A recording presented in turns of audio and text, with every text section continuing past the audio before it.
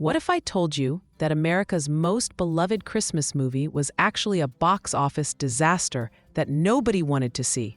And it only became a classic because someone forgot to renew a copyright. Stay with me, because the story behind It's a Wonderful Life is more miraculous than anything in the film itself. December 20th, 1946, the Globe Theater in New York City. It's a charity preview screening, one night before the official premiere. Frank Capra sits in the audience, watching his new film, It's a Wonderful Life. He's nervous. This movie cost nearly $4 million, double the budget, and took months longer than planned. His independent production company, Liberty Films, is riding on its success. The lights come up. The reviews trickle in. The New York Times calls it a quaint and engaging modern parable, but criticizes its sentimentality and illusory concept of life. Other critics are harsher. The audiences, fresh from World War II, aren't connecting with this dark Christmas tale about suicide and despair. They want escapism, not reminders of Depression-era struggles. The film opens wide in January 1947. It bombs.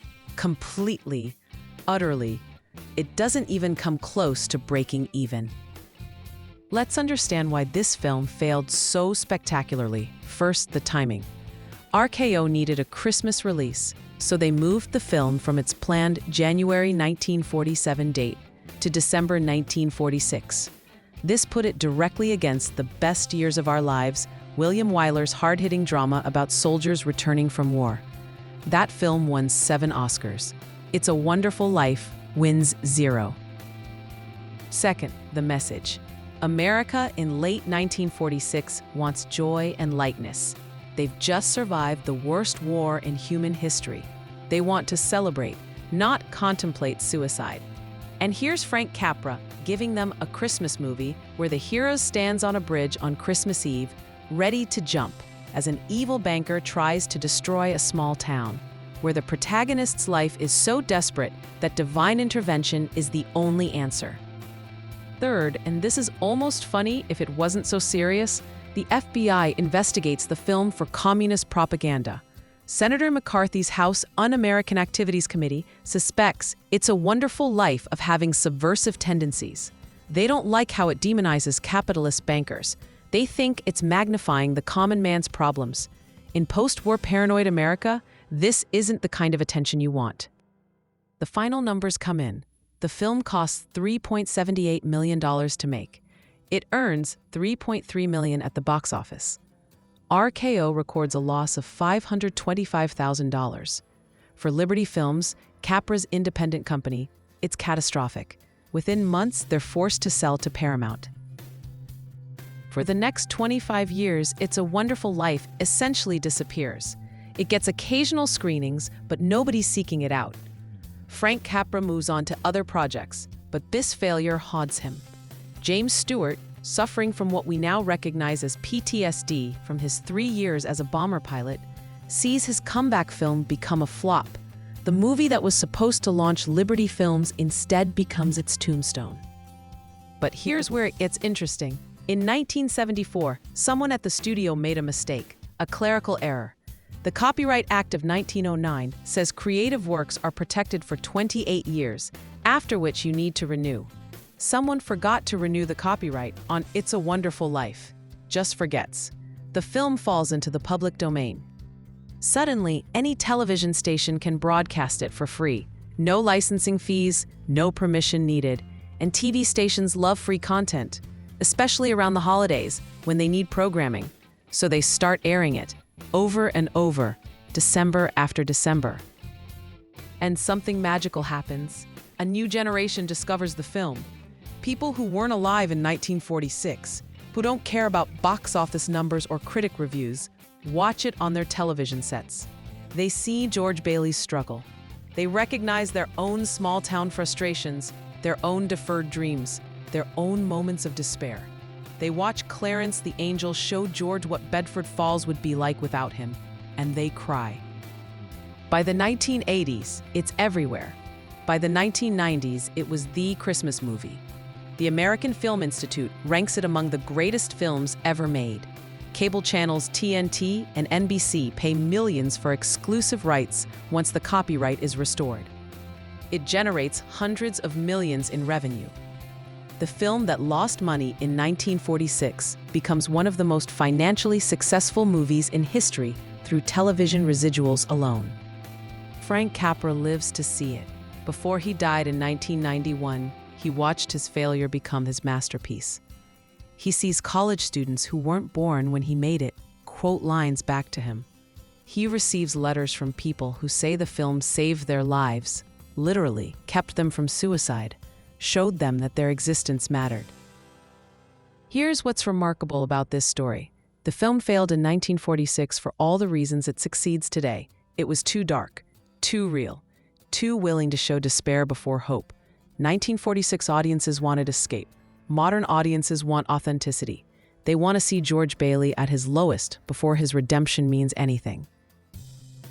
The movie asks a question that seemed absurd in 1946, but feels urgent now. What if you've never done anything significant? What if you never left your hometown, never achieved your dreams, never became famous or rich or essential? Does your life still matter? Is it still necessary? George Bailey never travels the world as he planned. He never builds skyscrapers or bridges. He runs a small savings and loan in a small town, helping working people buy modest homes. And Clarence shows him that these small, unglamorous acts created everything that matters. His brother Harry became a war hero because George saved him from drowning as a child. An entire housing development exists because George gave people loans when Potter wouldn't. A pharmacist didn't accidentally poison a child because George caught the mistake. The ultimate irony? Frank Capra didn't even think of it as a Christmas movie when he made it. The December release was just RKO needing a holiday film, not some grand artistic vision. But that clerical error in 1974, that forgotten copyright renewal, made it a Christmas tradition purely because TV stations needed free content to fill their December schedules. The film that nobody wanted to see in theaters became the film everyone watches at home. The failure that bankrupted an independent studio became worth hundreds of millions. The movie that critics dismissed as too sentimental became the one that makes grown adults openly weep in their living rooms every December. Every time a bell rings, an angel gets its wings, and every time someone forgets to file the proper paperwork, apparently a Christmas classic is born. On December 20th, 1946, Frank Capra watched his film premiere to disappointing reviews and indifferent audiences. He had no idea that a forgotten piece of paperwork, 28 years later, would give his failure a second life. That television, barely a household presence in 1946, would make his movie immortal. That the very darkness critics hated would become the reason people love it. Sometimes the things we create aren't meant for our moment. Sometimes they're meant for a moment we'll never see, delivered to people we'll never meet, through circumstances we could never imagine. George Bailey's life mattered in ways he couldn't see. Frank Capra's film mattered in ways he didn't live long enough to understand fully. The wealthiest man in town isn't the one with the most money, and the most excellent film isn't always the one that succeeds when it opens. You know what this story makes me think about? All the things we create that we believe are failures. The stories we tell that nobody seems to want to hear. The traditions we start that our own generation doesn't appreciate. The work we do that feels small and unimportant. Frank Capra thought he made a flop. For 28 years he was right, and then he wasn't. The world just needed time to catch up to what he'd created. It required a new generation, a clerical error, a different medium, circumstances beyond his control or imagination. What if the story you're living right now, the one that feels like a failure, is actually waiting for its moment? What if the small acts you're doing, the traditions you're keeping, the memories you're making matter more than you can see? Have you written down your family's stories? Not because they'll be bestsellers or blockbusters, but because maybe, just maybe, 2 generations from now, someone will need them. Your grandchild will need to know where they came from. Your great-grandchild will need to understand why your family does things the way they do. George Bailey thought his life didn't matter because he never did anything significant. Frank Capra thought his film didn't matter because audiences rejected it. They were both wrong, but they couldn't see it from where they stood. So here's what I'm asking. Don't wait for permission to preserve what matters. Don't wait for success to validate your story. Don't wait for the perfect moment to record your grandmother's memories, to write down that family recipe, to capture the voice of someone who won't always be here. Because here's the truth that It's a Wonderful Life teaches us. The impact of our lives, the value of our stories, and the importance of our small acts. We can't see them clearly from where we stand. We need distance, time, perspective. Sometimes we need a clerical error and 30 years of television broadcasts. This is what History Sparks is all about. We tell you about Frank Capra and Charles Dickens and astronauts, yes, but really we're reminding you that your story matters too. That the work you do today, the memories you preserve today, might be the It's a Wonderful Life for someone decades from now. Join our community. Subscribe to History Sparks because every day we're proving that seemingly small moments become extraordinary with time. Tomorrow, we'll light up another story. But today, right now, we're asking you to become the guardian of your own family's Bedford Falls. Hit that subscribe button, ring the notification bell, then preserve something, write something down, record someone's voice, capture a story, make a tradition permanent. Because no man is a failure who has friends, and no story is unimportant if someone takes the time to preserve it.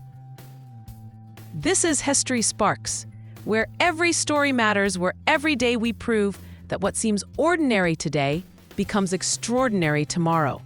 We'll see you then.